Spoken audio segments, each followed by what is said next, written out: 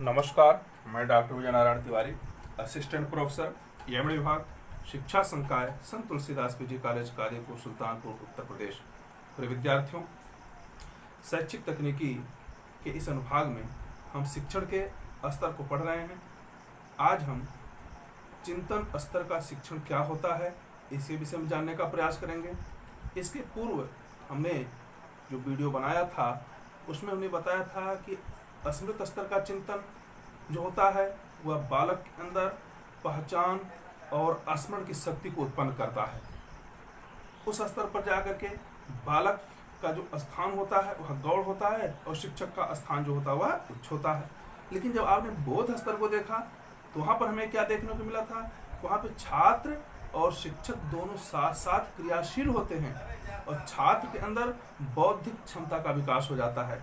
उसके अंदर अंतर्दृष्टि या सूझ करने की क्षमता आ जाती है। वह अपने विषय वस्तु पर अपना स्वामित्व अधिकार प्राप्त कर लेता है। अब आता है थर्ड स्टेज पे जो चिंतन स्तर है। वो चिंतन स्तर का प्राय होता है कि इस स्तर पर आकर के बालक के अंदर मौलिक जो विचार हैं, उसकी जो शक्ति है, जो चिंतन है, उसका विकास हो जाता है। अर्थात वह किसी भी समस्या का समाधान करने के लिए अब बिल्कुल तैयार हो चुका है, पूर्ण हो चुका है, वह परिपक्व हो चुका है। अब ऐसी स्थिति में शिक्षक को करना क्या होता है? कोई ना कोई एक समस्या उसके सामने लाके प्रस्तुत करना है। जैसे समस्या प्रस्तुत होती है उस समस्या को प्राप्त करने के लिए वह बालक अग्रसर होता है और ऐसे समय में उसके अंदर एक प्रकार का जो विषय वस्तु या लक्ष्य के प्रति पकड़ होती है, उसमें एक अवरोध आने लगता है जिसको हम समस्या परिस्थिति कहते हैं। समस्या परिस्थिति का प्राय होता है जब व्यक्ति का लक्ष्य अर्थात अध्यापक के द्वारा जो उत्पन्न किया गया एक तरह से उद्दीपन है, जो समस्या है, उस समस्या को पूर्ण कैसे किया जाए, उस समस्या का समाधान कैसे किया जाए, उस समस्या के समाधान और उस व्यक्ति के बीच में जो परिस्थिति उत्पन्न होती है उसी को हम समस्या परिस्थिति कहते हैं। और इस समस्या परिस्थिति से निदान पाने के लिए वह अनेक प्रकार के उसके समाधान सोचता है जिसको परिकल्पना कहा जाता है। वह परिकल्पना क्या होती है? परिकल्पना का प्राय होता है कुछ समाधान संबंधित 3, 4, 6, 10 उपाय जो भी वो सोच सकता है उसको वह सोचता है। उसी के आधार पर उसको समाधान करने के लिए तमाम प्रकार के तथ्यों को, आंकड़ों को, डाटाज को संग्रहित करता है और उसमें से जो परिकल्पना परीक्षित होती है, सफल हो जाती है, समस्या का समाधान करने में पूर्ण हो जाती है, उसी परिकल्पना के आधार पर वह उनका परीक्षण करता है और उसका निष्कर्ष निकाल करके एक सामान्यीकरण करता है। तो चिंतन स्तर जो होता है यह शिक्षण का सबसे उच्च स्तर माना जाता है, सर्वोपरि स्तर माना जाता है। यहाँ पर उसके अंदर आलोचनात्मक और सृजनात्मक शक्ति का विकास हो जाता है। वह किसी भी परिस्थिति में, किसी भी समस्या में उन समस्याओं का समाधान करने के लिए अग्रसर हो जाता है। उसका मौलिक जो विचार हैं वे निष्कर्ष के रूप में सामने आने लगते हैं।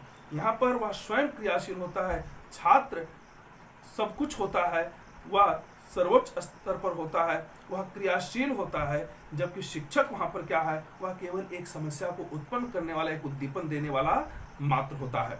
इस तरह से जो चिंतन स्तर होता है, यहाँ पर हमें क्या करना है? इसके लिए मूल रूप से ही है, हमारा उद्देश्य ही होता है कि हम सबसे पहले छात्रों के अंदर ऐसी परिस्थितियां उत्पन्न करें जिससे उनकी जो सृजनात्मक शक्ति है, जो आलोचनात्मक शक्ति है, जो समस्याओं को समाधान करने में कारगर होती है, उसको उत्पन्न किया जाए और उसे एक तरह से समस्त प्रकार के जीवन में आने वाली समस्याओं से निदान एवं उसका उपचार करने की सामर्थ्य प्रदान करना है। तो आइए देखते हैं चिंतन स्तर का शिक्षण क्या होता है। Reflective level of teaching.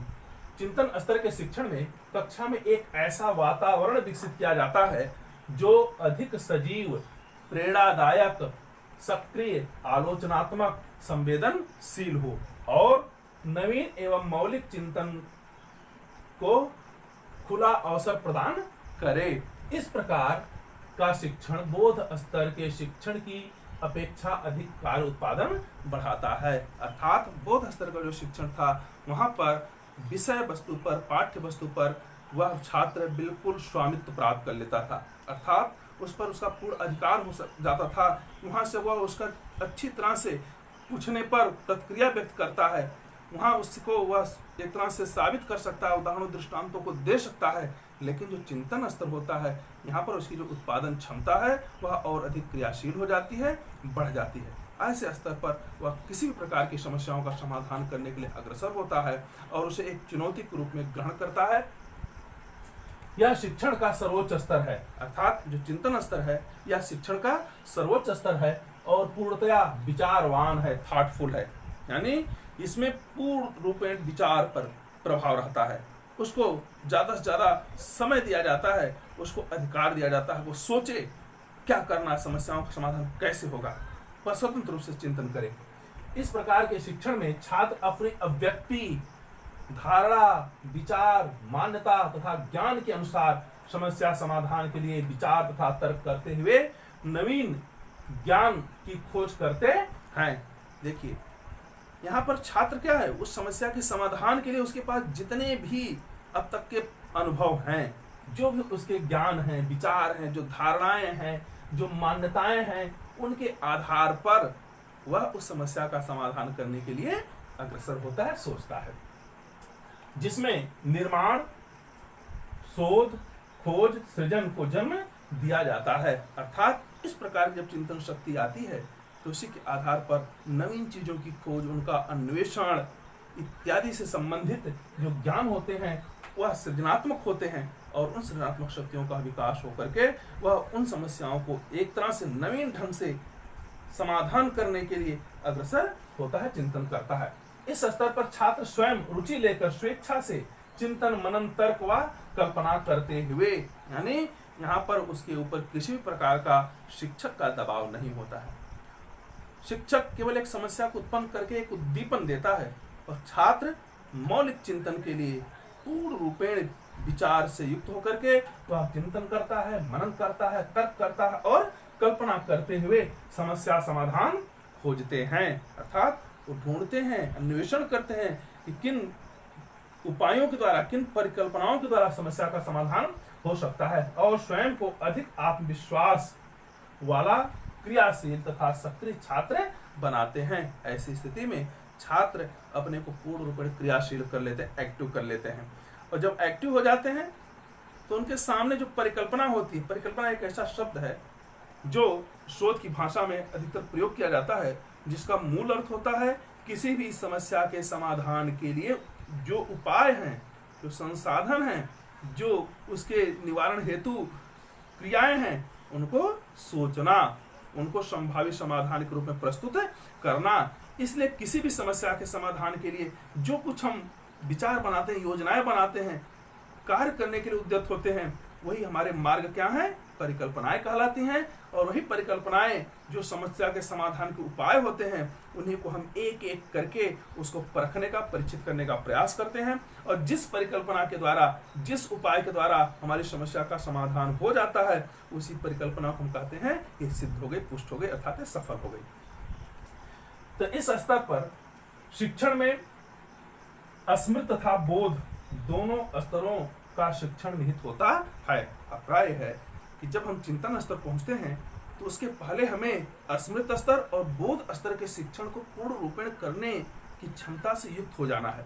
बिना स्मृति स्तर को पार किए, शिक्षण किए और बिना बोध स्तर के शिक्षण को किए हम चिंतन स्तर के शिक्षण को कभी कर नहीं पाते। अगर करने का प्रयास भी करते हैं तो उसमें हमें असफलता मिलेगी, सफलता नहीं मिल सकती। इसलिए चिंतन स्तर पर पहुंचने के लिए हमें ज्ञानात्मक रूप से अधिक विचारवान होना पड़ेगा, हमें स्मृति स्तर को बढ़ाना पड़ेगा, हमें बोध स्तर में जो स्वामित्व की प्राप्ति है उसको प्राप्त करना होगा। तत्पश्चात हम चिंतन स्तर पर मौलिक चिंतन कर सकेंगे, हम सृजनात्मक शक्ति का विकास कर सकेंगे, हम आलोचनात्मक शक्ति का विकास कर सकेंगे। अब हम देखते हैं कि हंट के द्वारा जो चिंतन स्तर का शिक्षण प्रतिमान बनाया गया है, उसका प्रतिमान पक्ष जो 4 हैं, उद्देश्य, संरचना, सामाजिक प्रणाली और मूल्यांकन प्रणाली। इसके आधार पर इन्होंने चिंतन स्तर का शिक्षण कैसे करने का विचार बताया है। आइए इसको देखते हैं। तो देखिए यहाँ प्रतिमान पक्ष है और दूसरी तरफ है चिंतन स्तर शिक्षण। प्रतिमान पक्ष में उद्देश्य, फोकस। फोकस क्या होता है चिंतन स्तर पर? छात्रों में मौलिक और स्वतंत्र चिंतन शक्ति का विकास करना, यानी स्वतंत्र चिंतन। यहाँ पर बालक किसी भी समस्या के लिए, उसके समाधान के लिए क्या होता है? मौलिक और स्वतंत्र होता है। इस प्रकार की चिंतन शक्ति वह अपने अंदर विकास करता है। छात्रों में समस्या समाधान हेतु आलोचनात्मक तथा रचनात्मक चिंतन शक्ति का विकास करना, अर्थात इस स्तर पर शिक्षण में शिक्षक का दायित्व बनता है वह विषय वस्तु को इतनी अच्छी तरह से संप्रेषित कर दे, अधिगमित कर दे, वह बालक स्वतंत्र चिंतन और मौलिक चिंतन के लिए बिल्कुल तैयार हो जाए और समस्या समाधान के लिए वह आलोचनात्मक तथा रचनात्मक चिंतन शक्ति को अपने अंदर विकसित कर ले। अर्थात शिक्षण का अभिप्राय होता है कि जो भी विषय वस्तु शिक्षक के द्वारा छात्र को संप्रेषित की जा रही है, पढ़ाई जा रही है, प्रदान की जा रही है, उस विषय वस्तु पर उसका पूर्ण अधिकार हो जाए और उससे संबंधित जितनी भी भविष्य में आने वाली समस्याएं हैं या उस समय कक्षा में आने वाली जो समस्याएं या विषय वस्तु संबंधी परीक्षाओं में आने वाली समस्याएं हैं उनका वह मौलिक रूप से चिंतन कर सके, उनका समाधान कर सके, उसका आलोचनात्मक पृष्ठभूमि को ढूंढ सके। ये हमारा उद्देश्य होता है, इस स्तर के फोकस होता है। इसके बाद अब होती है संरचना, सिंटैक्स, यानी इसको बनाया कैसे जाए, इस स्तर को किया कैसे जाए, शिक्षण इस स्तर पर कैसे प्रभावी बनाया जाए। तो आइए देखते हैं। समस्या की प्रकृति पर आधारित रहती है, अर्थात जो संरचना होती है यह मूल रूप से क्या है, समस्या की प्रकृति पर आधारित होती है। यह व्यक्तिगत तथा सामाजिक दोनों तरह की हो सकती है। इसके 4 सोपान है। कहने का प्रयास है कि जो समस्याएं होती हैं वह समस्याएं निश्चित रूप से वह 2 प्रकार से उस व्यक्ति के सामने उस परिस्थिति को उत्पन्न करती हैं। एक तो होता है उसकी व्यक्तिगत समस्या, मुझे क्या करना है, जैसे 2 लक्ष्य उसको प्राप्त हो गए, एक ही साथ 2 समान लक्ष्य हैं, उन समान लक्ष्यों को हम पूर्ण कैसे करें। ऐसी स्थिति में उसके सामने एक समस्या परिस्थिति उत्पन्न हो जाती है, किसका चयन करें, किसको छोड़ें। तो यहाँ पर वह जिस लक्ष्य को पहले पूरा करना चाहेगा उससे संबंधित परिकल्पनाओं को ग्रहण करता है। कभी कभी क्या होता है, लक्ष्य एक होता है और मार्ग 2 मिल जाते हैं, समाधान करने की परिकल्पनाएं 2 बन जाती हैं। अब उसे ये स्थिति समस्या उत्पन्न हो जाती है कि वह किस स्थिति से उस समस्या का समाधान करने के लिए आगे बढ़े, किस रास्ते पर चले। तो उसे हम 2 नोक वाली समस्या परिस्थिति कहते हैं। जैसा कि डीबी ने कहा है कि समस्या परिस्थिति ये 2 प्रकार की होती है। तो आइए सबसे पहले हम समस्या को ही समझ लेते हैं, जिसमें डीबी और कर्ट लेनिन का नाम आता है कि समस्याएं क्या होती हैं। ये बहुत जरूरी हमें समझना है, समस्या परिस्थिति क्या होती है, उसके प्रकार क्या होते हैं, उसको समाधान करने के लिए मूल रूप से हमें चिंतन स्तर पर कैसे कार्य करना होता है। तो आइए देखते हैं कि जो समस्या होती है वह मूल रूप से क्या है। आप देखेंगे कि जब छात्र अपने लक्ष्य को प्राप्त करने का प्रयास करता है और मार्ग में बाधाएं आ जाती हैं तब उसमें तनाव होता है। अर्थात जब किसी लक्ष्य को प्राप्त करने के लिए आगे बढ़ता है तो उसमें तनाव आता है, टेंशन आता है, मानसिक उद्दीपन तैयार होता है, स्ट्रगल होता है और इसलिए वह उन बाधाओं पर विजय पाने के लिए समाधान सोचता है। इस प्रकार उसके सामने समस्यात्मक परिस्थिति उत्पन्न हो जाती है। अर्थात जब वह अपने लक्ष्य को प्राप्त करने के लिए आगे बढ़ता है तो बीच में कोई ना कोई एक अवरोध आता है कि मैं पूरा कैसे करूं। ये अवरोध जो होता है इसको अगर हम चित्र के द्वारा देखना चाहें तो देखिए यहाँ पर व्यक्ति है और ये अपने लक्ष्य को प्राप्त करने के लिए आगे बढ़ रहा है, लेकिन बीच में क्या है, अवरोध है। अर्थात यहाँ पर उस समस्या को कैसे पूर्ण करे, अब इस पर इसको चिंतन करना है। यहीं पर इसके मौलिक विचार और आचरणात्मक विकास शक्ति का परीक्षण करना है। इस तरह से इसे हम एक पथ वाला अवरोध माने व्यक्ति है, अवरोध है, लक्ष्य है। यानी व्यक्ति अपने लक्ष्य को प्राप्त करेगा तो उसके पहले एक अवरोध आता है और ऐसी स्थिति को हम समस्या तो परिस्थिति कहते हैं। और जो समस्यात्मक परिस्थिति होगी वह एक पथ रहित अर्थात पथ रहित समस्यात्मक परिस्थिति होती है। देखिए पथ रहित परिस्थिति कहते हैं क्योंकि यहाँ पर कोई रास्ता उसके सामने सुझाव नहीं आता है, वह क्या करे, कैसे करे। अब उसके लिए एक पथ रहित इस परिस्थिति उत्पन्न होती है और यह समस्यात्मक परिस्थिति या एक लक्ष्य की तरफ अग्रसर करने वाली होती है। दूसरा होता है इसी प्रकार जब व्यक्ति को 2 लक्ष्य समान रूप से आकर्षित करते हैं तब उसके सामने समस्या उत्पन्न हो जाती है। 2 लक्ष्यों को दोनों समान रूप से आकर्षित करते हो, अब वह किसका चयन करे, किसको छोड़े, इस प्रकार की परिस्थिति उत्पन्न होती है। तो कहते हैं इसे 2 नोक वाली पथ परिस्थिति कहते हैं। अक्सर परीक्षाओं में पूछा जाता है 2 पथ वाली परिस्थिति क्या होती है, 2 नोक वाली परिस्थिति क्या होती है और जो पथ रहित परिस्थिति क्या होती है। इन दोनों में अंतर आपको जानना बहुत जरूरी है। पथ रहित जो परिस्थिति होती है उसका अभिप्राय है कि बालक अपने लक्ष्य को प्राप्त करने के लिए जब तक कोई मार्ग नहीं पाता है तो वह पथ रहित परिस्थिति होती है। जैसे आपने इस चित्र का व्यक्ति है और उसका लक्ष्य बीच में अवरोध है, ये पथ रहित परिस्थिति है। दूसरा क्या है, पथयुक्त है। जैसे 2 नोक वाली पथ परिस्थिति क्या होती है, जब एक ही लक्ष्य हो और उसके दो रास्ते हों, दो समाधान के उपाय हों, अथवा दो लक्ष्य समान रूप से हों, उसका चयन कैसे करना है, इस प्रकार की परिस्थिति है उसे दो नोक वाली परिस्थिति कहते हैं। और ऐसी स्थिति में व्यक्ति यहाँ होता है और उसके लक्ष्य पहला यह है, दूसरा यह किस लक्ष्य को ग्रहण करे, किस पर वो चले, किसकी पूर्ति हो तो आगे बढ़े, या उसके लिए एक समस्या परिस्थिति उत्पन्न होती है। और इसी पर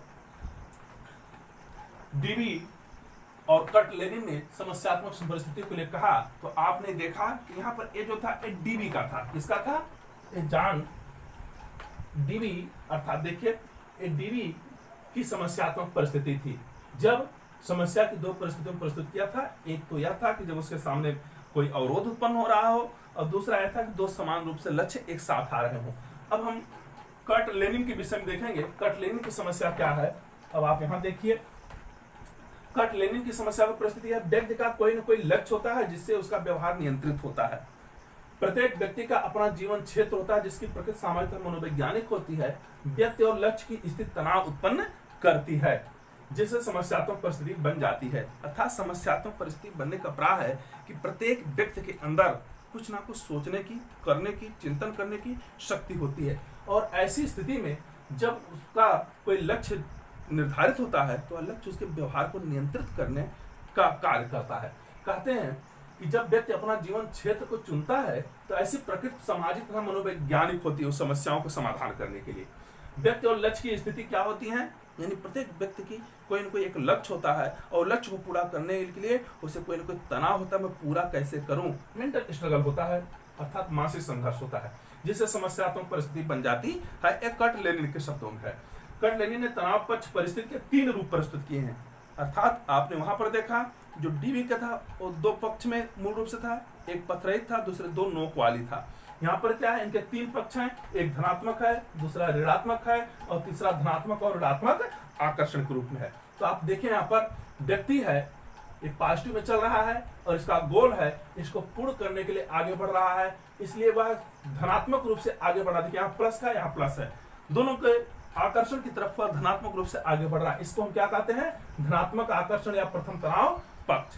दूसरा है यहाँ पर व्यक्ति है, पर्सन है और इसका यह गोल जी है, इसको पूर्ण करने के लिए चूंकि गोल देखिए इसका इधर से जा रहा है एरो के निशान में, ये देखिए इधर आ रहा है, लेकिन यहाँ पर ऋणात्मक जा रहा है। ये दोनों क्या थे, ये धनात्मक में थे, यहाँ पर क्या है, ऋणात्मक भाव चल रहा है। व्यक्ति अपने लक्ष्य को प्राप्त कैसे करे इसके विषय में उसके अंदर कोई न कोई ज्यादा तनाव आ रहा है, कहीं न कहीं निराशा या फ्रस्ट्रेशन आ रहा है। ऐसी स्थिति में ऋणात्मक आकर्षण होता है, अर्थात वह लक्ष्य को प्राप्त करने के लिए बहुत अधिक चिंतित नहीं होता है, उत्तेजित नहीं होता है।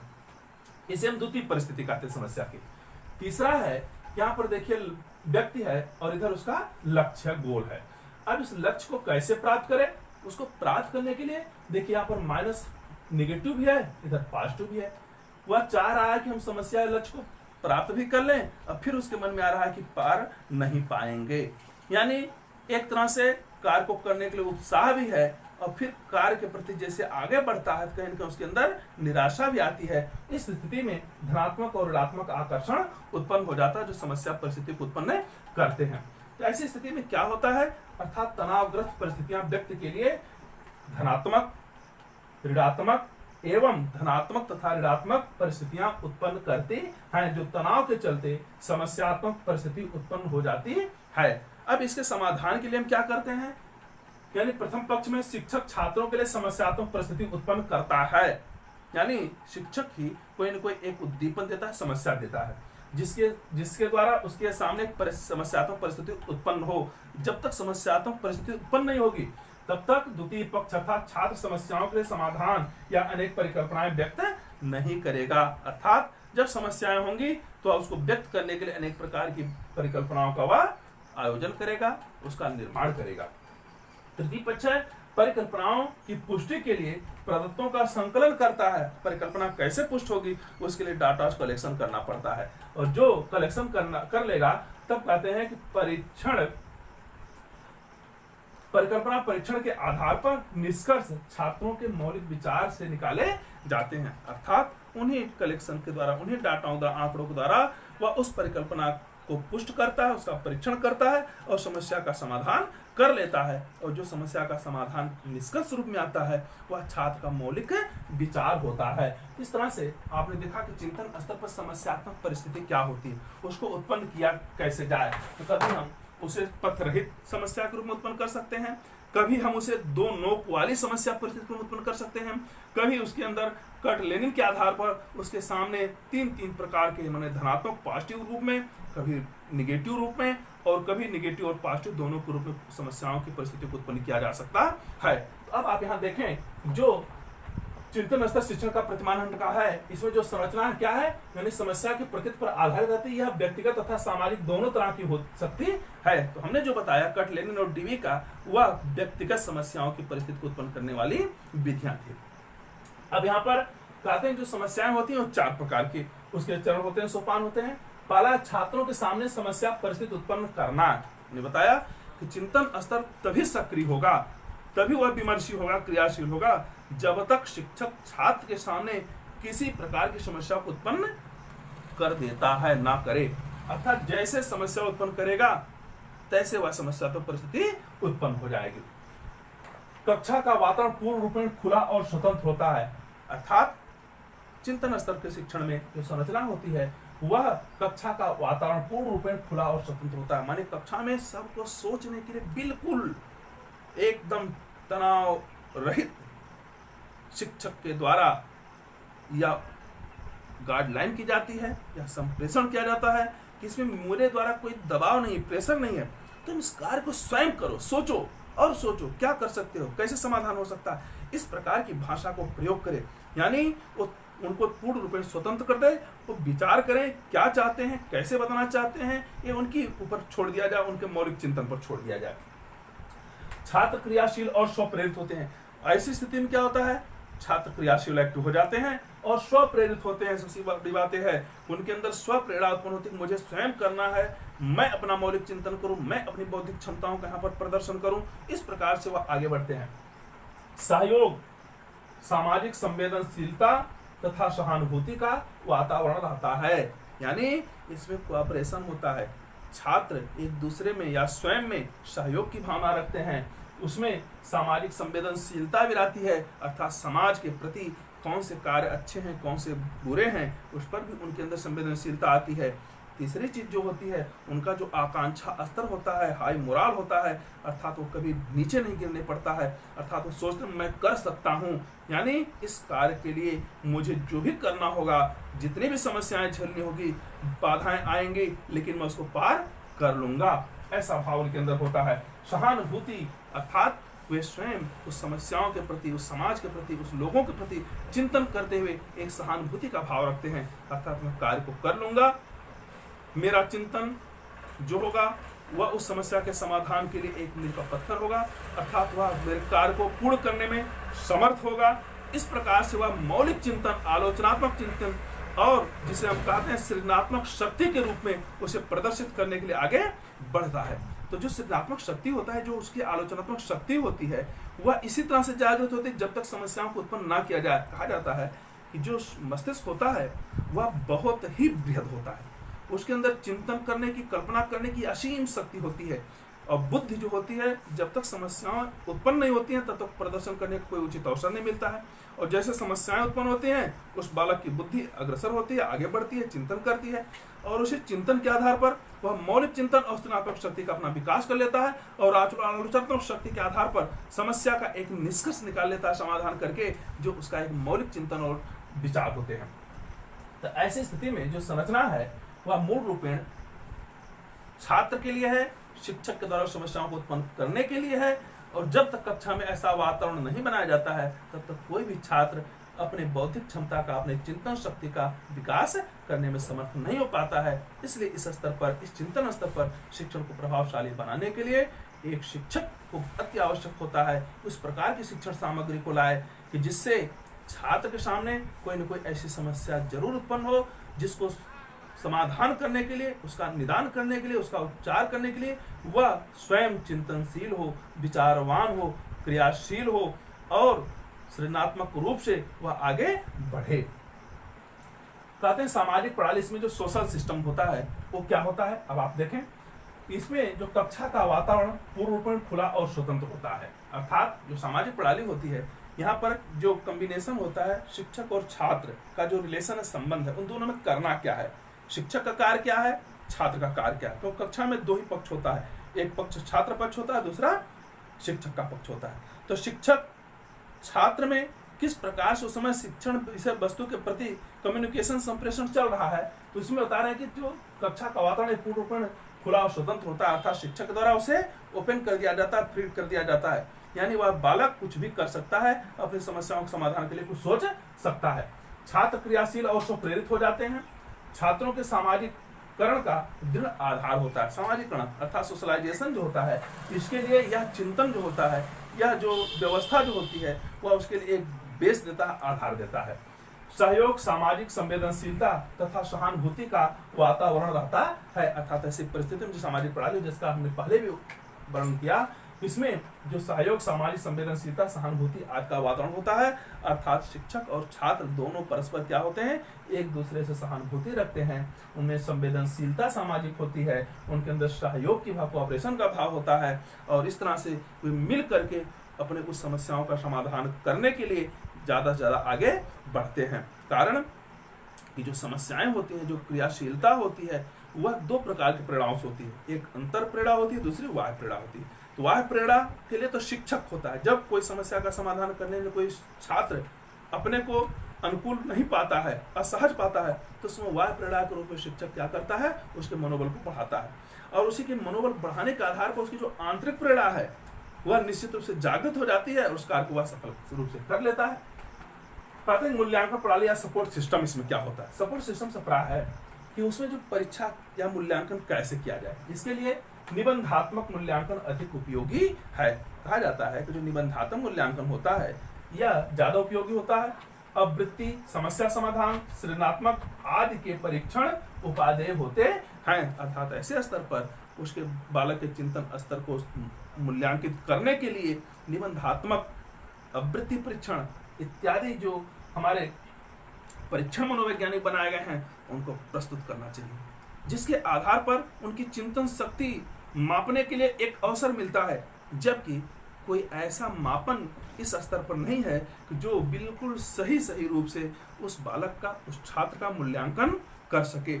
लेकिन अगर निबंधात्मक ऐसे टाइप जो क्वेश्चन दिए जाते हैं, समस्याएं दी जाती हैं, ऐसे स्थान पर आप देखेंगे जब हम किसी एक विषय वस्तु को देते हैं कि आप इस पर निबंध लिखो, तो उसमें बालक बिल्कुल चिंतनशील होता है, पूर्ण रूप से विचारवान होता है। मुझे लिखना है, तमाम प्रकार की समस्यात्मक परिस्थितियां उत्पन्न हो जाती है, उन परिस्थितियों से पार पाने के लिए वह मौलिक चिंतन करता है, वह विचार करता है, सृजनात्मक शक्ति उसके अंदर आ जाती है, और वह सारी परिस्थितियों को पार करते हुए अपने उस निबंध रूपी लेख को अच्छी तरह से लिख लेता है, प्रतिपादित कर देता है। जो उसकी मौलिक विचार होते हैं, जो उसकी मौलिक अभिव्यक्ति होती है, जो उसका मौलिक चिंतन होता है, जो उसका मौलिक मनन होता है, उसकी कल्पना होती है, उसमें किसी और का कोई सहयोग नहीं होता है। इस स्तर पर जाकर के छात्र पूर्ण रूप से विचारवान हो जाता है, वह क्रियाशील हो जाता है, वह अपने कार्यों को करने के लिए बिल्कुल अपने को समर्थवान बना लेता है।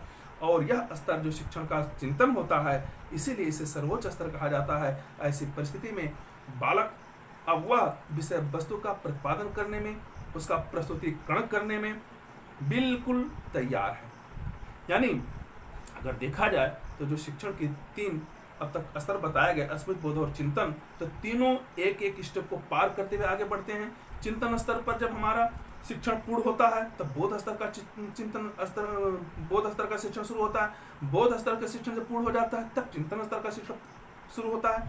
तो जब तक हम एक स्तर को दूसरे स्तर से कंबाइन नहीं करते, जोड़ते नहीं है, तब तक हमारा चिंतन स्तर पूर्ण नहीं होता है। इस प्रकार से आपने देखा कि एक शिक्षण कार्य के लिए हमें कितने प्रकार के स्तरों को पार करना पड़ता है, कितने प्रकार के विचारों को हमें उनके अंदर पिरोना पड़ता है। छात्र जो अब तक बिल्कुल उनके ज्ञानात्मक पक्ष को लेकर के अब तक बिल्कुल एक्टिव नहीं था, वह एक्टिव हो जाता है। जो अब तक एक केवल श्रोता था, अब वह वक्ता हो जाता है, अपने विचारों को प्रकट करने की सामर्थ्य से युक्त हो जाता है। इसलिए कभी भी शिक्षण करते समय हमें इन तीनों चीज़ों को जरूर आवश्यक रूप से ध्यान रखना चाहिए कि हमें स्मृति स्तर पर, अर्थात उनके ज्ञानात्मक पक्ष को, उनके स्मरण की शक्ति को, उनके पहचानने की शक्ति का पहले विकास किया जाए, फिर इस प्रकार शिक्षण किया जाए, इस प्रकार सहायक सामग्री इत्यादियों को लाया जाए। जैसा कि आपने बोध स्तर पर देखा था, अन्वेषण होता है, प्रस्तुतिकरण होता है, फिर इसके बाद उसका परिपाक विषय वस्तु का होता है जिसको हम आत्मीकरण कहते हैं, फिर व्यवस्था और अव्यक्तीकरण के आधार पर उसका बोध स्तर इतना जागृत हो जाता है कि विषय वस्तु पर वह अपना स्वामित्व प्राप्त कर लेता है। वहीं पर चिंतन स्तर पर उसके मौलिक विचार इतने ज्यादा सक्रिय हो जाते हैं कि हर कार्य को करने में अपने को बिल्कुल उत्तेजित पाता, उत्साहित पाता है। उसके अंदर समस्यात्मक परिस्थिति उत्पन्न होना या उसकी क्षमताओं को मापने का कार्य करता, आकलन करने का कार्य करता है। इसलिए यहाँ पर उनके जो आकांक्षा स्तर हैं, एस्पिरेशन है, उनको बढ़ाना ना चाहिए, उनका लेवल कभी घटने नहीं देना चाहिए। और शिक्षक का काम है उसको पूर्ण सहयोग दे, सामाजिक संवेदना, सहानुभूति दे, संवेदनशीलता दे कि वह उस कार्य को कर सकता है, और वह बालक निश्चित जब ऐसा सहयोग पाता है तो उस कार्य को करने में समर्थ हो जाता है। तो अगर ये वीडियो आपको पसंद आया हो, इस शिक्षण की प्रविधियाँ आपको अच्छी लगी हो, तो आप निश्चित रूप से इसे लाइक करिए, इस पर कमेंट करिए, इसको अधिक से अधिक शेयर करिए, और चैनल से पहली बार जुड़ रहे हैं तो इसे सब्सक्राइब करिए।